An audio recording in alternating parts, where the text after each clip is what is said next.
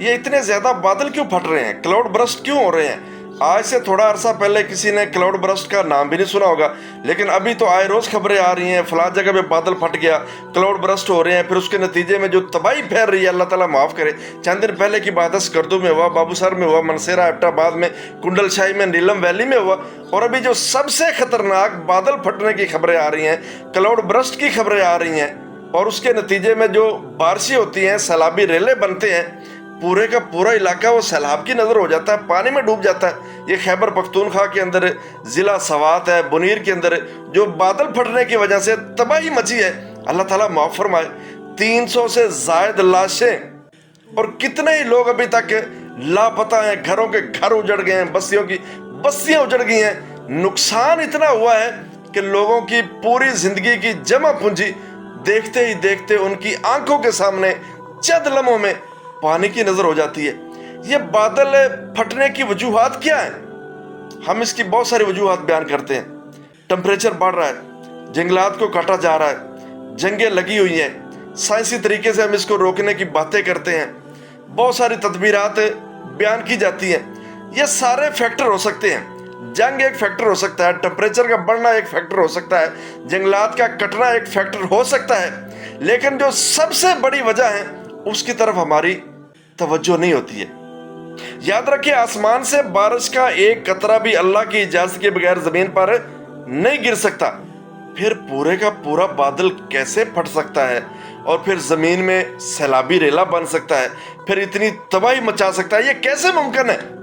یاد رکھیں، جیسے جیسے ہمارے انسانوں کے گناہ کرنے کے انداز چینج ہوتے جا رہے ہیں، نت نئے طریقے ایجاد ہو رہے ہیں گناہ کرنے کے، اسی حساب سے اللہ تعالیٰ کے انسان کو جھنجھوڑنے کے، سمجھانے کے انداز بھی بدل رہے ہیں۔ کبھی زلزلے ہیں، سیلاب ہے، وبائیں ہیں، بیماریاں ہیں۔ یہ چھوٹی چھوٹی آزمائشیں ہیں انسان کو سمجھانے کے لیے کہ جو بڑی آزمائش آنے والی ہے تیرے مرنے کے بعد، اس آزمائش سے بچانے کے لیے ہم تجھے یہ چھوٹی چھوٹی آزمائشیں دے کے، جھٹکے دے کے سمجھا رہے ہیں۔ یہ میری بات نہیں ہے، سورہ سجدہ ہے، اللہ تعالیٰ کا فرمان ہے وَلَنُذِيقَنَّهُمْ مِنَ الْعَذَابِ الْأَدْنَىٰ دُونَ الْعَذَابِ الْأَكْبَرِ لَعَلَّهُمْ يَرْجِعُونَ۔ انسان کو یہ سمجھا رہے ہیں کہ اپنے گناہوں سے باز آؤ، جو رب تعالیٰ تم سے ڈیمانڈ کر رہا ہے، رب تعالیٰ کی اطاعت کے اندر اپنے آپ کو لے کے آؤ۔ یہ ساری چیزیں ہو سکتی ہیں جو آپ بیان کرتے ہیں کہ یہ جنگلات بھی کٹ رہے ہیں، ٹمپریچر بڑھ رہا ہے، جنگیں لگی ہوئی ہیں، اسباب اختیار کریں، احتیاط بھی کریں، تدبیرات بیان کریں، بچنے کی کوشش کریں، سب کچھ ٹھیک ہے، لیکن اس کے ساتھ ساتھ ہر انسان کو اپنے گناہوں کی طرف بھی دیکھنا ہوگا کہ رب تعالیٰ یہ بار بار ہمیں آزمائشوں کے اندر مبتلا کیوں کر رہا ہے، رب تعالیٰ ہم سے چاہتا کیا ہے، وہ ہمیں کیا سمجھانا چاہتا ہے۔ جو رب تعالیٰ ہمیں سمجھانا چاہتا ہے ہم سمجھ جائیں گے تو یہ ساری پریشانیاں آہستہ آہستہ ہم سے ختم ہوتی چلی جائیں گی۔ اگر ہم نہیں چلیں گے، صرف اسباب کے اوپر توجہ ہوگی، رب تعالیٰ کی طرف کوئی توجہ نہیں ہوگی، اپنے گناہوں کی طرف کوئی توجہ نہیں ہوگی، معافی کی کوئی توجہ نہیں ہوگی، تو پھر اسی طرح معاملات چلتے رہیں گے۔ آئے روز کہیں نہ کہیں بڑے سے بڑا حادثہ ہوتا رہے گا اور ہم پھر آنکھیں ملتے رہ جائیں گے، روتے رہ جائیں گے، بس اپنے پیاروں کی یاد میں آنسو بہاتے رہ جائیں گے۔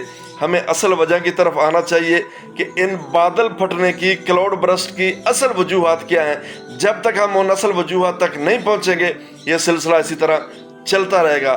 میری دعا ہے کہ اللہ تعالیٰ ہمیں ان آزمائشوں سے محفوظ رکھے، پریشانیوں سے محفوظ رکھے، کسی کو بھی اللہ تعالیٰ اتنی بڑی مشکل کے اندر نہ ڈالے کہ وہ بیچارہ برداشت نہ کر سکے، اس کے اوپر پورا ہی نہ اتر سکے۔ اللہ تعالیٰ ہم سب کو محفوظ رکھے۔